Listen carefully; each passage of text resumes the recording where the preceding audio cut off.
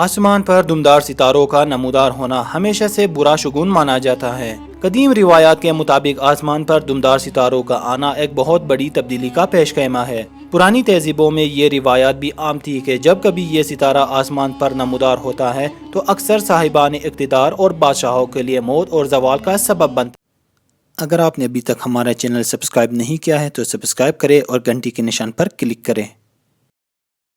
یہ فکر بھی عام تھی کہ ان ستاروں کا نمودار ہونا کسی بہت بڑی آفت کی پیشن گوئی ہے۔ طویل عرصے کے بعد نمودار ہونے والا یہ ستارہ گردش کرتے ہوئے اپنے پیچھے گیس، مٹی اور کیمیائی مادے چھوڑتے ہیں، اور جہاں جہاں سے یہ ستارہ گزرتا ہے ایک لکیر سا نظر آتا ہے۔ لمبی دھوم کی وجہ سے اسے دمدار ستارہ کہتے ہیں۔ ماہرین فلکیات نے حالیہ دنوں میں ایک نیا ستارہ دریافت کیا ہے جو کہ روز بروز روشن تر ہوتا جا رہا ہے۔ جو یہ زمین کے قریب تر آتا جا رہا ہے اتنا ہی روشن اور واضح نظر آ جاتا ہے۔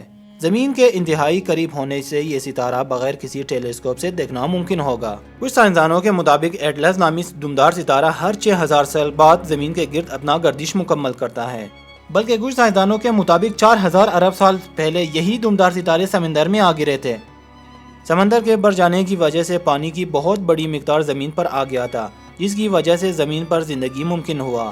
لاکھوں ستارے روزانہ بنتے ہیں اور ٹوٹتے ہیں۔ ستارہ جب ٹوٹتا ہے یا مرتا ہے تو ایک بہت بڑا دھماکہ ہوتا ہے۔ بعض روایتوں کے مطابق یہ ستارہ اس وقت بھی آیا تھا جب حضرت ابراہیم علیہ السلام کو آگ میں پھینکا گیا تھا۔ اس وقت بھی آیا تھا جب حضرت نوح علیہ السلام کا طوفان آیا تھا۔ اس ستارے کے طلوع ہونے سے دنیا میں اکثر آفات آئے ہیں۔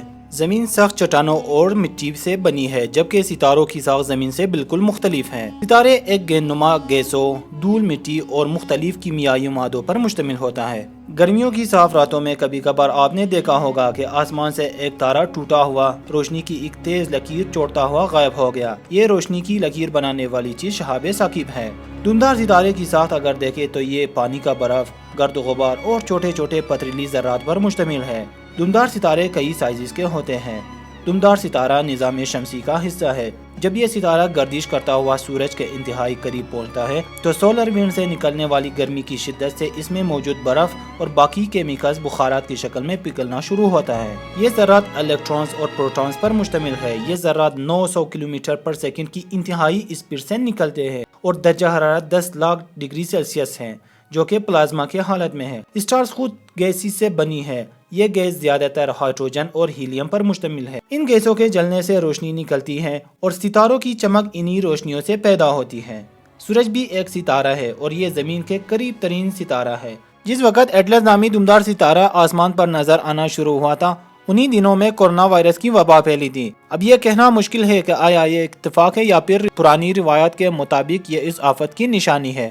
ایٹلس نامی دمدار ستارہ ہر 6000 سال بعد زمین کے گرد اپنا گردش مکمل کرتا ہے۔ اس کی روٹ لمبا ہونے کی وجہ سے یہ ستارہ ہزاروں سال لگاتا ہے اپنا ایک چکر مکمل کرنے کو۔ جیسے پہلے میں نے بتایا، جب چکر کاٹتا ہوا یہ ستارہ سورج کے انتہائی قریب پہنچتا ہے تو سورج کی گرمی سے یہ ستارہ جلنا شروع ہو جاتا ہے۔ یوں سمجھ لیجئے کہ اس کے پیچھے یہ دم ستارے کی جلنے سے نکلتا ہوا دھواں ہے۔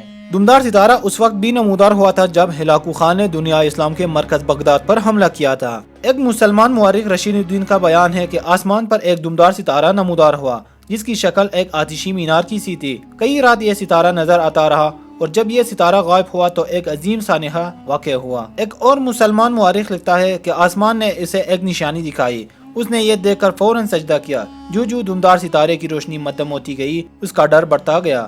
اس کے کچھ عرصہ بعد وہ بیمار ہو کر مر گیا۔ ستارے اکثر ٹوٹتے رہتے ہیں۔ ان ستاروں کے ٹکڑے اکثر زمین پر گرتے رہتے ہیں اور ان ٹکڑوں کو دنیا کے مختلف عجائب گھروں میں رکھا گیا ہے۔ صرف چند کلومیٹر ڈائیمیٹر پر مشتمل ان ستاروں کا ایک چھوٹا سا ٹکڑا زمین پر گرنے سے اتنی انرجی خارج ہوتی ہے جتنا کہ کئی لاکھ ایٹم بم کو ایک ساتھ دھماکہ کیا جائے۔ کائنات میں 200 ارب سے لے کر 200 کرب کے قریب کہکشائیں یا گیلیکسیز ہیں۔